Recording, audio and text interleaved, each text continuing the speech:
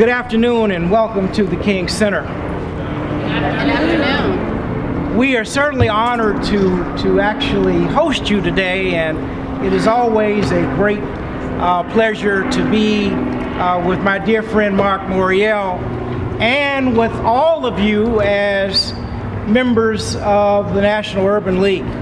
Throughout the history of our nation, there are many organizations that have opened doors that perhaps will never be closed again. But certainly the Urban League is one of our most preeminent civil and human rights organizations that has focused specifically on the area of sort of human resource development. Some organizations focused on just specifically pure civil rights.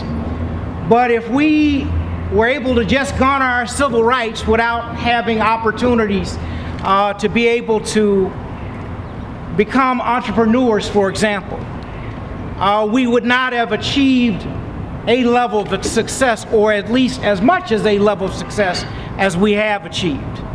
And I say that in one way because while we've achieved great success, we are nowhere near finished with the mission that my father envisioned of creating the beloved community for our nation. My dad and his team wanted to eradicate poverty, racism, and militarism.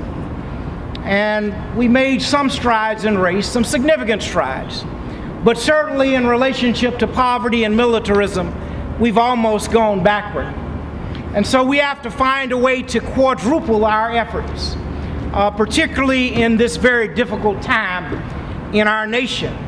And you, as some of you, as entrepreneurs, are going to be very key to helping to reach that transition in our nation and maybe even throughout our world.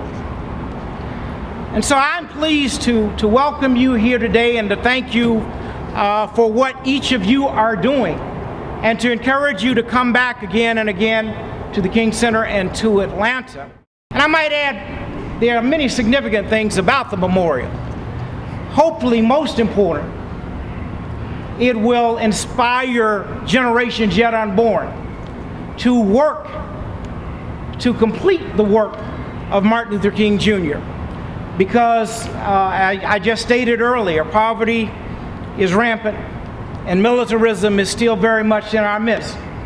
So until we've found ways to at least reduce poverty and militarism in our nation, we won't be anywhere even close to fulfilling the dream of Martin Luther King Jr. But that memorial is so important because in the midst of presidents and war memorials, we now have a man of peace. As long as this civilization exists, there will be a Martin Luther King Jr. Memorial in Washington, D.C. Thank you again for coming to the King Center, and may God bless each and every one of you always.